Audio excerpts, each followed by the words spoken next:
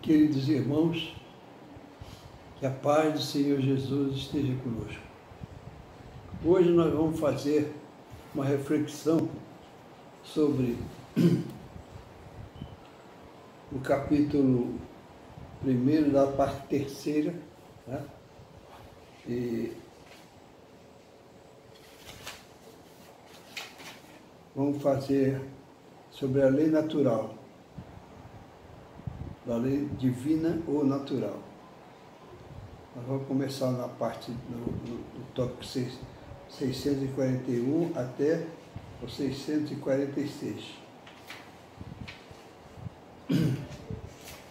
Mas antes disso, nós precisamos fazer a nossa prece de abertura. Nós precisamos realmente pedir ao Divino Mestre e aos trabalhadores para balsamizar o nosso ambiente. Nós precisamos muito disso. Vamos abrir aqui a vinha de luz para a gente fazer a prece.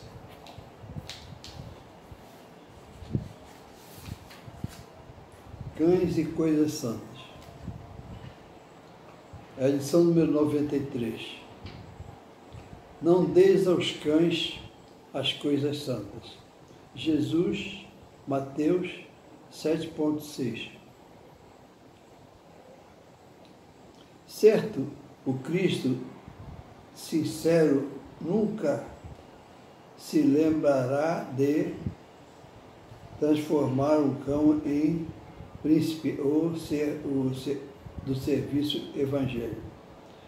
Certo, o cristão sincero nunca se lembrará de transformar um cão em partícipe do serviço evangélico, mas de nenhum modo se reportava Jesus à feição literal da sentença. O mestre, em lançando o apelo, buscava preservar amigos e companheiros do futuro contra os perigos da improvidência. O Evangelho não é somente um escrínio celestial de sublimes palavras, é também o tesouro de dádivas da vida eterna. Se é reprovável o desperdício de recursos materiais, que não dizer de responsabilidade na aplicação das riquezas sagradas. O aprendiz inquieto na comunicação do dom da fé, as criaturas de proteção social, de projeção social, pode ser generoso, mas não deixa de ser imprudente, porque o homem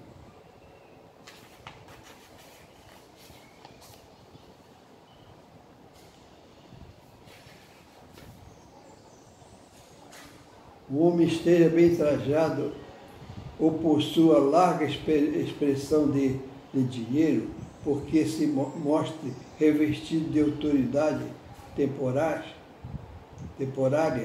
ou se destaque na posição representativa de luta terrestre, isto não demonstra a habilitação dele para o banquete do Cristo. Recomendou o Senhor Jesus, seja o Evangelho pregado a todas as criaturas.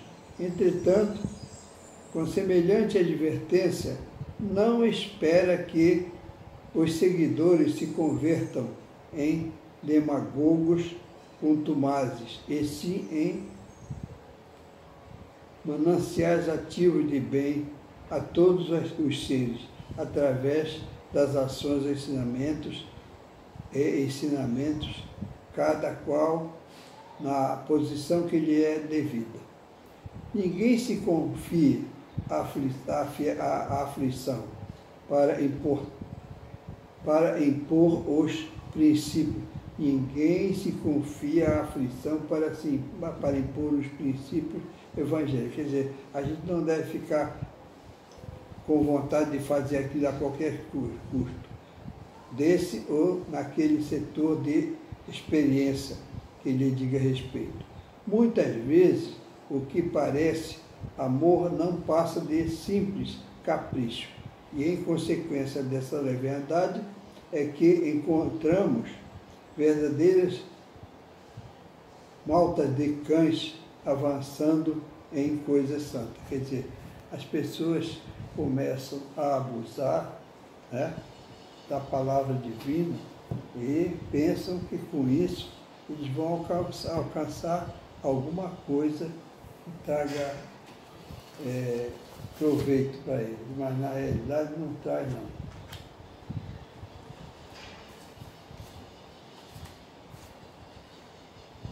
Vamos fazer a nossa prece, queridos irmãos. Como sempre, todos nós, principalmente eu, tenho muita culpa no cartório, como se diz, né, normalmente. Né? Mas o que a gente vai fazer? Se nós formos esperarmos primeiro para elevar o nosso pensamento, ou seja, para nos purificarmos, para depois nos dirigirmos a Deus, a Jesus, nós nunca faremos isso, porque a nossa evolução é contínua. Nós temos que fazer isso. O Pai Supremo, ele observa isso, Jesus também, e todos os outros irmãos que já estão compreendendo alguma coisa, estão no plano mais elevado que nós. Senhor Jesus, Mestre querido, por caridade, Mestre, permite que a vossa luz divina possa envolver o nosso ambiente, possa varrer em todos os cantos e trazer para nós a possibilidade de melhorarmos as nossas condições espirituais. Senhor, obrigado pela possibilidade de fazermos essa dissertação hoje, que ela possa alcançar a muitos corações, possa trazer realmente alguma coisa de muito bom para aqueles que precisam se livrar da treva da ignorância. Obrigado por tudo, que a tua luz se faça para todos os obsessores, principalmente aqueles que estão envolvendo os chefes de Estado, transformando esses chefes de Estado em asséculos para a humanidade, fazendo tudo possível para maltratar, para destruir, sem nenhum proveito para ele nem para ninguém. E nós sabemos que quando fazemos uma coisa dessa natureza, nós vamos ter que responder muito caro por isso. Então, nós pedimos, Jesus amado, ajuda esses irmãos que são inconscientes, são orgulhosos demais, que querem maltratar seus irmãos. Que todos eles possam receber a graça misericordiosa da tua complacência.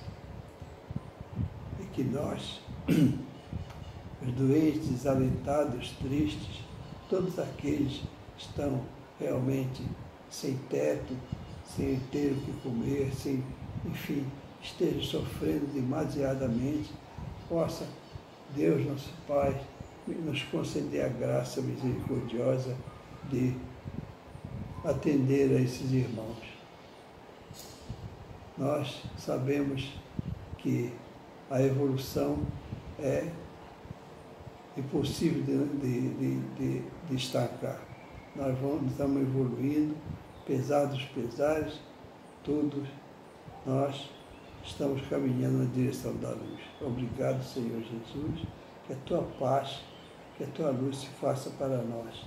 Concede, Senhor Jesus, a possibilidade de eu poder discernir bastante para os meus irmãos que necessitam realmente dessa mensagem. Graças a Deus.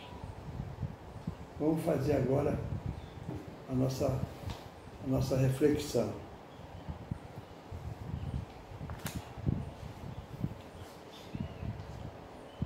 Nós estamos na parte terceira do primeiro capítulo do Livro dos Espíritos, cujo tema é da lei divina ou natural. A lei divina natural. Vamos ver mais ou menos o que é isso. Nós sabemos que a lei divina, ela funciona de maneira que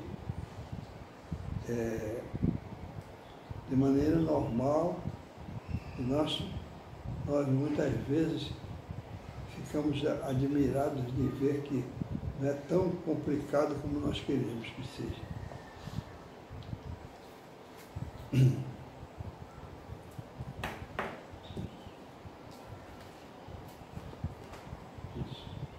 Vamos agora botar aqui o óculos para poder enxergar melhor. Tá? Nós vamos começar a pergunta 641. Né? A pergunta é o seguinte, diz, Kardec pergunta, será tão repreensível quanto fazer o mal, o desejá-lo? Isso é uma pergunta de Kardec, né? Nós sabemos. Os espíritos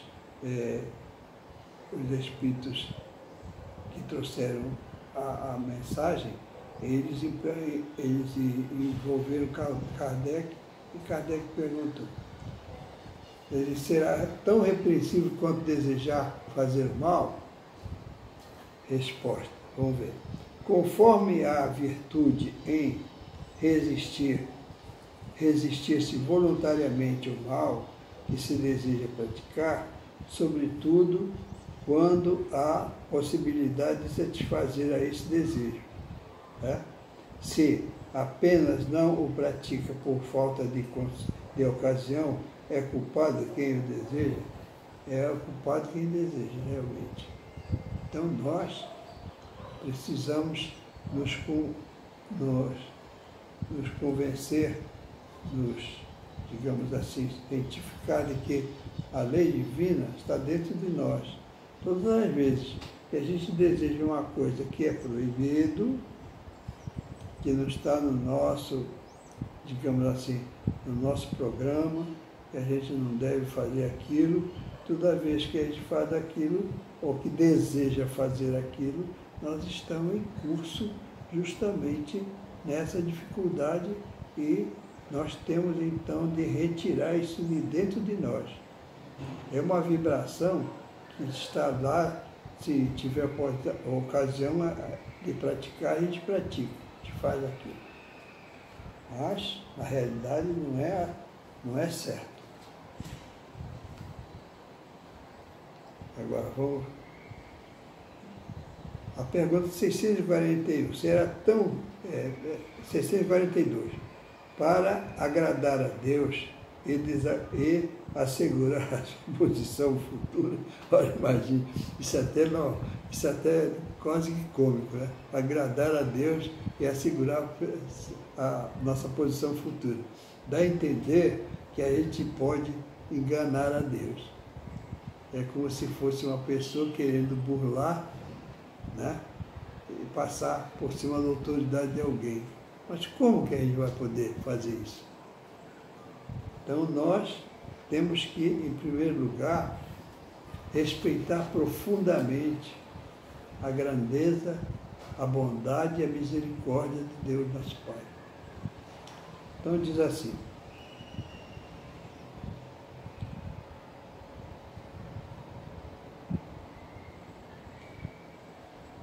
para agradar a Deus é assegurar a sua posição futura, bastará que o homem não pratique o mal. Quer dizer, realmente, não praticando o mal já é um caminho. Mas, como diz aqui a lição de Kardec, o Espírito responde, não, cumpre-lhe fazer o bem no limite das suas forças, né? Porquanto responderá por todo o mal que haja resultado de não haver praticado o bem. Quer dizer, você não fez o bem, não evitou digamos assim, o mal. Então, automaticamente você está em curso, ou seja, você é culpado daquilo que deixou acontecer. E nós temos que fazer um esforço muito grande para cada vez mais nos aproximarmos da bondade de Deus. Porque aquilo vai acontecer, mas nós podemos, digamos assim, podemos desviar. Então, é bom que a gente faça. 643. Haverá quem, por a sua posição, não tenha possibilidade de fazer o bem? Quer dizer, o cara está numa cadeira de roda, está num leito, não pode nem se mexer quase, e é uma situação bem difícil. Como é que essa pessoa vai fazer o bem? E nós conhecemos, aqui diz, não há quem não possa fazer o bem. Sabe por quê, meus irmãos? Porque, por exemplo, Vicente Moretti, esqueci o nome dele, não é o nome daquele chefe do Vicente Moretti, é o Aurino, né? Isso. O Aurino, ele teve que mandar amputar a perna, porque a perna dele encravou, digamos assim, ficou numa posição e não abria. Então ele teve que fazer o seguinte, teve que fazer uma cirurgia e para ele poder deitar no leito. E ele, no leito, ele administrava o Instituto Vicente Moretti. Vejam só, mesmo, coisa incrível. E produziu muita coisa boa, inclusive livros, para instruir as pessoas como fazer uma determinada situação. Então, nós vemos aí que, na realidade, diz aqui, o Espírito fala aqui o seguinte: haverá quem, pela sua posição, não tenha possibilidade de fazer o bem? Não há. Não há quem não possa fazer o bem. Somente o egoísta nunca encontra ensejo de praticar. Basta que tenha a ocasião de fazer o bem, e não há dia da existência que não ofereça a quem não se ache cego pelo egoísmo a oportunidade de praticar o bem. Por quê? Fazer o bem não consiste para o homem apenas em ser caridoso. Olha lá, fazer o bem não consiste apenas em ser caridoso, mas em ser útil, na medida do possível, todas as vezes que o seu concurso venha a ser necessário. Você pode muitas vezes fazer um bem para uma pessoa, a pessoa não sabe fazer uma coisa, e aí você sabe fazer aquilo, e você tem possibilidade de fazer. É difícil, todas as vezes, todas as dificuldades surgem, mas você vence aquela dificuldade porque você precisa fazer aquilo para ajudar seu semelhante. É uma coisa simples, não tem nada demais. Então, a gente faz isso, com isso a gente vai conseguindo melhorar a nossa condição, em todos os sentidos. E Deus, nosso Pai, nos concede o remédio através do trabalho também. Então, aquele trabalho, ele ajuda a nós recuperarmos a nossa saúde. Aqui, a pergunta 644. Para certos homens, o meio onde se acham colocados não representa a causa primária de muitos vícios e crimes? Realmente, quando nós precisamos, digamos assim, de vencer determinadas condições espirituais nossas, ainda muito primitivas, nós temos que fazer o seguinte: nós temos que fazer o contrário a tudo aquilo que nós estamos fazendo para prejudicar o nosso semelhante e a nós mesmos. Então, o que é que a gente faz? A gente tem que tem que renunciar muito em volta justamente daquela condição de comportamento. Vamos ver, por exemplo, o cara nascer no meio onde todas as circunstâncias que se encontram naquela habitação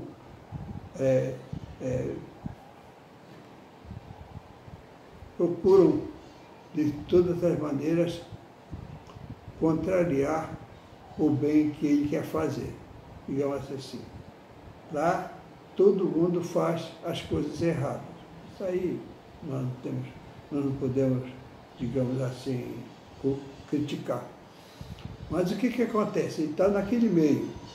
Ele pediu para nascer naquele meio, para vencer justamente as tentações que são normal do nosso ser. Então, o que acontece? Ele faz tudo possível para vencer aquela dificuldade. Vamos ler o que foi que disse o Espírito.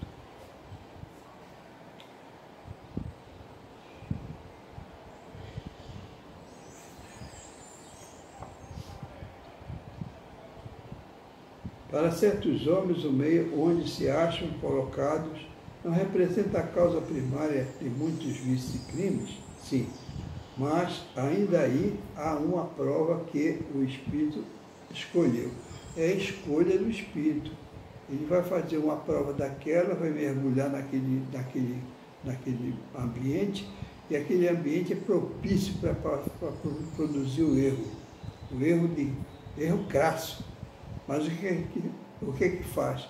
O Espírito faz um esforço muito grande e consegue contornar aquilo através justamente do pensamento e pedindo a Deus, nosso Pai, ao seu anjo guardião, e por aí afora vai. Ele faz alguma coisa e ele vai sendo realmente encaminhado para melhorar a sua condição. E melhorando a condição dele e melhorando também a condição dos outros.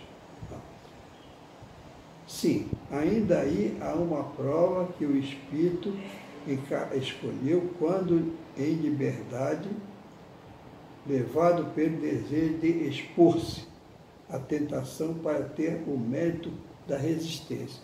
Olha, ele está fazendo uma prova de resistência, né? Não tem o atleta que corre, né? O atleta que corre não tem que correr muito e vencer o cansaço para ele poder alcançar aquele grau de possibilidade. É isso aí. Nós também temos, quase comparativamente, é como se fosse uma corrida que a gente tem que fazer, ou a gente tem que vencer uma dificuldade e a gente faz o possível para vencer essa dificuldade. Vencendo a dificuldade, nós conseguimos conquistar justamente a misericórdia de Deus.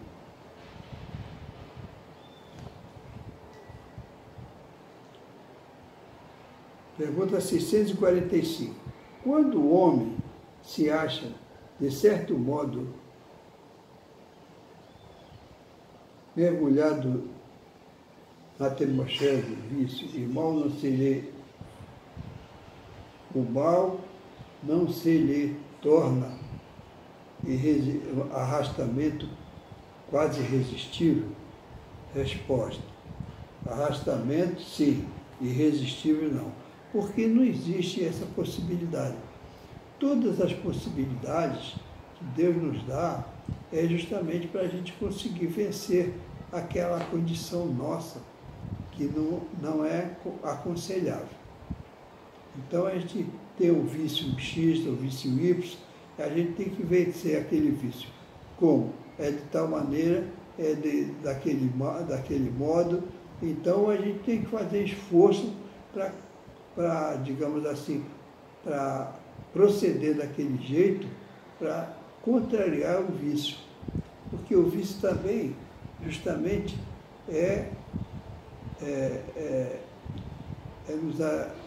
nos arrasta por causa das entidades espirituais que nos acompanham. Nós somos acompanhados. O Emmanuel diz que o menor número é 6. O menor número de irmãos que nos acompanham são 6. É isso aí, a gente tem que fazer um esforço para vencer aquilo. Vencer não no modo de querer maltratar, mas sim vencer a nós mesmos, ou seja, superar aquela fraqueza que todos nós temos. Arrastamento sim, irresistível não, porquanto, mesmo dentro da atmosfera do vício, as grandes virtudes às vezes deparam, com grandes virtudes às vezes deparam. Quer dizer, lá no meio daquele ambiente, existem pessoas de grande virtude, que a gente não conhece, não sabe, mas a gente depara com ela. São espíritos que tiveram a força de resistir e que, ao mesmo tempo, recobraram a missão de exercer boa influência sobre os seus semelhantes. Olha, gente, isso é demais. Isso é uma coisa sublime. Já pensou a gente conseguir realmente, fortalecido pela bondade de Deus, vencer uma coisa dessa, para chegar gloriosamente, vencer aquilo e sentir-se feliz. É muito maravilhoso. Vamos para a pergunta 656.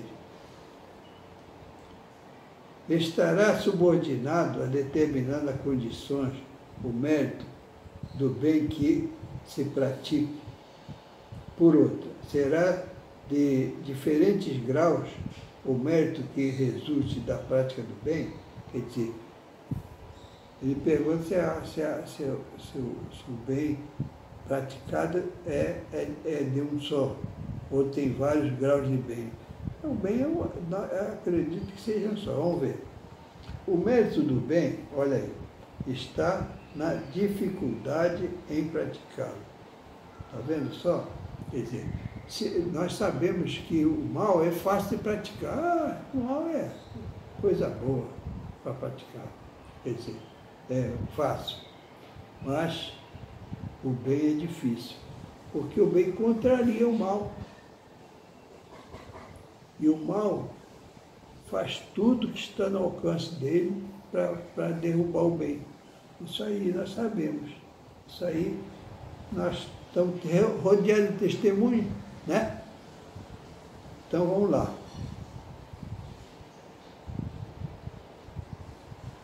Nenhum merecimento há em fazê-lo sem esforço. E quando nada custe, quer dizer, o bem quando nada custe, é melhor conta tem Deus o pobre que divide com o outro o seu único pedaço de pão. Chega, dói por dentro isso. De que o rico que apenas dá do que lhe sobra, disse Jesus a propósito do ombro da viúva. Nossa, é muito significativa essa lição. Então a gente vê. Vamos ler de novo. Estará subordinado a determinadas condições o mérito do bem que se pratica. Por outro, será de diferentes graus o mérito que resulta da prática do bem. Então nós vemos aí, né, que nós temos agora aqui a divisão da lei natural. Vamos avançar um pouquinho aqui. Está na hora ainda? Tá. 11h36. Já dá para mais uma coisa? Divisão da lei natural. A lei de Deus se acha contida toda no preceito do amor ao próximo,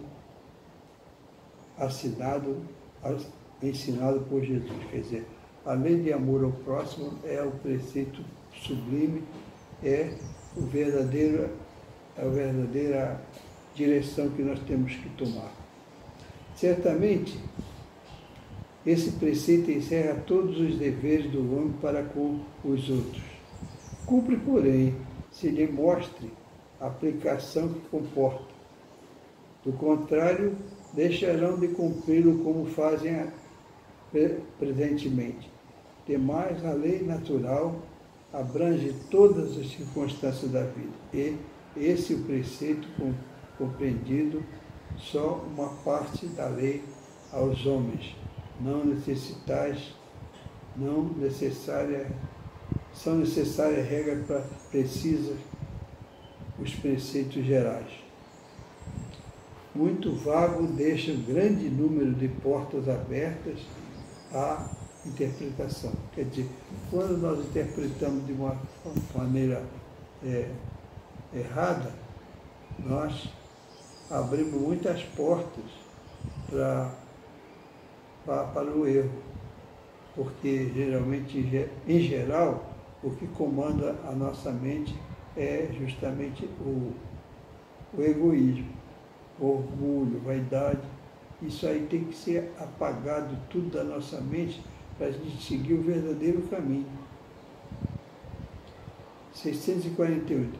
Que pensais da divisão da lei natural em 10 partes, compreendendo as leis de adoração, trabalho, reprodução, conservação, destruição, sociedade, progresso, igualdade, liberdade, e, por fim, a de justiça e amor e caridade. Esta divisão da lei de Deus em 10 partes é a de Moisés. É de natureza a abranger todas as circunstâncias da vida e que é essencial pode, pois, adotá-la sem que isso tenha qualquer coisa de absoluto, como não tem nenhum dos outros sistemas de classificação que todos dependem do prisma pelo qual se considera o que quer que seja. A última lei é a mais importante por ser a que faculta ao homem adiantar-se mais em vida espiritual, visto que resume todas as outras. Essa aqui resume todas as outras. A lei de justiça, amor e caridade. Essa, graças a Deus. Queridos irmãos, esse foi justamente a nossa lição de hoje, e nós tentamos dizer alguma coisa para procurar instruir aqueles que precisam de mais um pouquinho avançar no raciocínio lógico. Graças a Deus. Vamos fazer a nossa prece agora, para nós encerrarmos a nossa reunião. Nós agradecemos imensamente a presença dos nossos irmãos espirituais, sabemos com certeza que aqui se encontram, e ao qual nós, com todo respeito, nós pedimos permissão para fazer a nossa prece e encerrar a nossa reunião. Senhor Jesus, mais uma vez, permite que possamos te agradecer por essa possibilidade, por essa oportunidade que tivemos aqui de trazer para todos nós algum conhecimento do livro dos Espíritos. Isso aí implica os vossos ensinamentos, Senhor. Mestre querido, obrigado por tudo, pela presença dos nossos irmãos espirituais que aqui vieram caridosamente a nos ajudar para que haja possibilidade de aprendizado. E essa mensagem possa trazer para todos nós, para todos aqueles que ouvirem, a luz do conhecimento. Possa despertar nos nossos corações o desejo imenso de seguir o caminho do bem. Que a paz de Deus, nosso Pai, esteja conosco e louvado seja em todo o universo infinito o sacrosanto nome de nosso amado Pai, o Supremo Senhor do Universo. Graças a Deus.